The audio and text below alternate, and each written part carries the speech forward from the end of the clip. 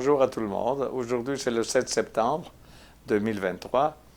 C'est une journée très chaude encore. J'espère que ça va s'arrêter cet été un peu violent, disons, en termes de température, et que finalement on revient à quelque chose d'un peu plus normal ou de plus à quoi on était habitué. Qu'est-ce qui se passe dans le marché boursier? Pas grand-chose. C'est une semaine dans laquelle on a eu une journée de congé, et la journée de congé, c'était lundi. Donc, c'était la fête du travail. Attention bien, la fête du travail comme Noël, Pâques, et puis le Pâques, oui, c'est ça, le vendredi de Pâques. Finalement, il y a 3, 4 journées dans lesquelles, finalement, de congé à la bourse, qui est la même chose en Amérique du Nord, Canada et États-Unis. Donc, c'était un gros congé, celui le dernier de lundi, dans le sens que, finalement, le Canada aussi était en vacances, comme les États-Unis. Donc, habituellement, quand il y a des journées de congé si importantes, on dirait que les gens allongent les vacances, au lieu des 4 deviennent un peu plus, et le marché en subit les conséquences, c'est-à-dire est un peu calme. Malgré cela, oui, il est calme et tout, mais quand même, il y a toujours des choses enfin, qui font penser que finalement, on devrait arriver à peut-être à des changements dans les taux d'intérêt encore. Pourquoi? C'est parce que l'économie se porte bien, les indicateurs se portent bien aux États-Unis et au Canada aussi. Et la conclusion, c'est que pourquoi arrêter d'augmenter les taux d'intérêt, dirait M. Powell. Je vais continuer à les augmenter. Et en continuant à les augmenter, ben, c'est parce que lui veut atteindre un taux d'inflation de 2%, qui est l'objectif de toutes les banques centrales. Parce que 2%, ça représente un point d'équilibre entre finalement un peu d'inflation et en même temps, attention à ne pas finir en déflation, tout ça. Et finalement, est-ce qu'il va y arriver? Est-ce qu'on va y arriver sans qu'on augmente les taux d'intérêt? Ça, je ne le sais pas.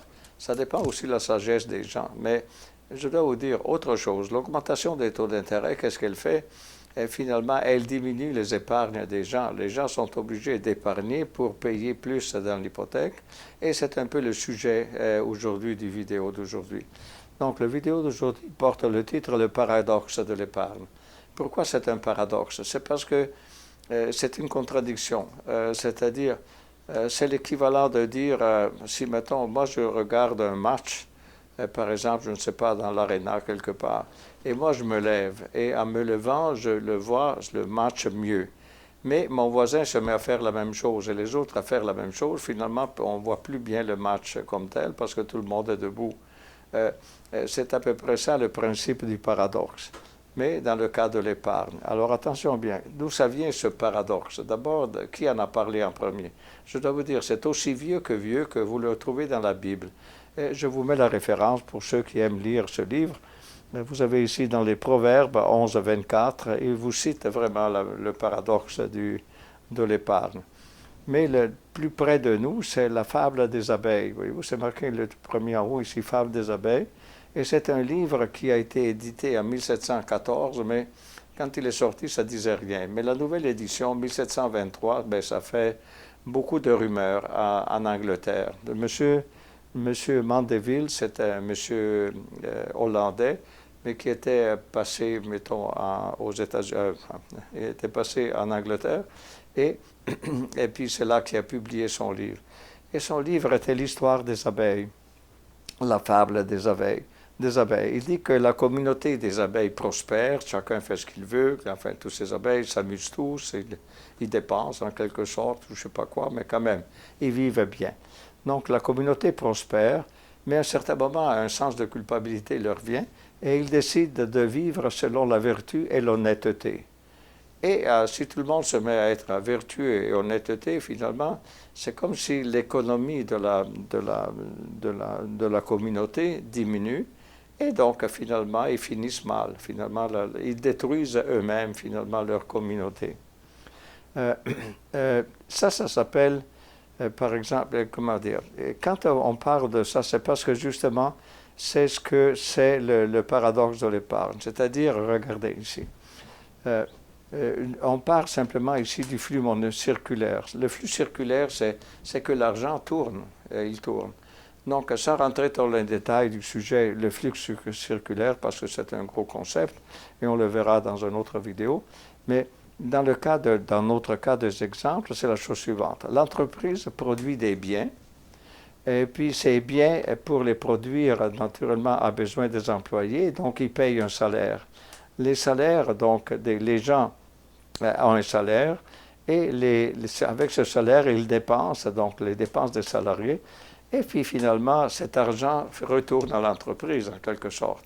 Donc l'entreprise produit, donne un salaire, le salaire sert pour acheter des choses, et l'achat de ces choses, c'est finalement revenir à la compagnie qui a produit les choses. Donc c'est l'aspect circulaire. Naturellement, où ça va mal dans tout ça, dans ce circulaire, c'est qu'à un certain moment, les gens décident d'épargner. Si les gens décident d'épargner, et plus que finalement ils faisaient avant, ou je ne sais pas, d'une façon assez importante, finalement, ça veut dire qu'ils épargnent, donc ils dépensent moins. Donc, ils sont salariés, ils produisent des biens, mais finalement, on consomme moins ces biens-là, et donc la compagnie est obligée de ralentir sa production. Donc, les salaires diminuent, parce qu'on va avoir des gens qui vont être en chômage, et finalement, les épargnes aussi, on ne peut plus épargner. Et donc, finalement, il se tue lui-même, finalement, cette chose-là.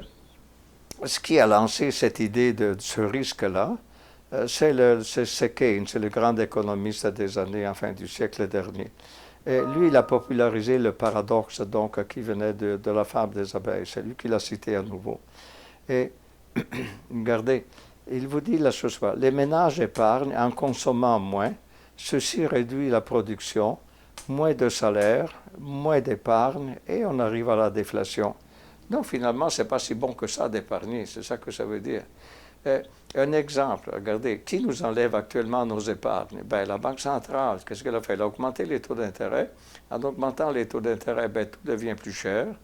Et puis, imaginez seulement le taux hypothécaire. Donc, il nous siphonne finalement ce taux hypothécaire, les épargnes qu'on a. Et donc, c'est une façon finalement de manipuler les épargnes des gens. De dire, OK, tu veux épargner, ben alors, paye un peu plus pour l'hypothèque, et comme ça, tu apprendras à ne plus épargner autant. Finalement, l'épargne n'est pas si bon que ça. C'est ça que ça veut dire selon la théorie. Plus on épargne, moins on fait circuler l'économie, plus on s'appauvrit, en quelque sorte. Un peu comme l'histoire des abeilles. Donc, naturellement, il y a des critiques là-dessus. Les critiques, c'est que quelqu'un dit, oui, d'accord, cette théorie-là. Mais si la demande a ralenti parce que les gens épargnent et consomment moins, les prix se mettent à chuter. Et donc, ça va stimuler la demande pour ceux qui n'avaient pas épargné, en admettant qu'il y en ait. Ou encore, l'épargne représente des fonds prêtables, c'est-à-dire quand vous épargnez, où est-ce que vous mettez cet argent? Pas sous le matelas, comme on disait autrefois, mais vous le laissez à la banque. La banque, qu'est-ce qu'elle fait? Elle prend cet argent-là puis elle fait des prêts. Donc, en réalité, donc la théorie du paradoxe tombe un peu, parce que finalement, oui, vous épargnez, nous on épargne, mais finalement cet argent étant à la banque le prend et le prête à d'autres. Et donc ça cancelle un peu l'idée de cet paradoxe. Troisièmement, regardez aussi, le paradoxe suppose une économie fermée. En réalité, il y a des gens dans certains pays qui prennent leurs économies et les mettent dans d'autres pays. Et donc ils ont épargné dans un pays, mais simplement pour transférer le capital dans un autre pays, pour lequel, finalement, il y a peut-être plus d'avantages à tirer de son propre argent. Et puis, finalement, le 4, ici, vous dit que les épargnes peuvent payer la dette. Et c'est le cas, là, des banques centrales. La Banque centrale augmente les taux, puis ça nous enlève, ça nous siphonne dans nos épargnes, finalement, juste en pensant aux taux hypothécaires. Et puis, voilà, ça, c'est le concept que vous avez. Est-ce que c'est bon de penser à ce paradoxe comme étant... c'est vraiment un paradoxe, c'est vraiment, comment dire, quelque chose de très théorique. Parce que dans la pratique, les critiques sont quand même de 1 à 4, sont quand même quelque chose de consistant et de bon. Ça suppose le paradoxe qu'on vit dans un monde fermé, dans lequel on ne peut rien faire, tout se fait à l'intérieur de ce monde fermé, il n'y a pas d'exportation, pas d'importation, il n'y a rien. Mais dans la réalité... Comme je vous le dis ici, en réalité, si à un certain moment les gens épargnent, ça se peut qu'ils vont chercher des intérêts ailleurs, dans un autre pays. Ou encore, finalement, l'argent qu'on a beau l'épargner, on le laisse à la banque le prend puis le prête à d'autres. Et donc, il lance quand même l'économie. Donc, finalement, ce paradoxe de l'épargne, il existe, mais c'est quand même quelque chose qui est très, très discutable comme tel. Ça, c'est une théorie économique, donc juste à savoir. Et voilà, c'est tout pour aujourd'hui.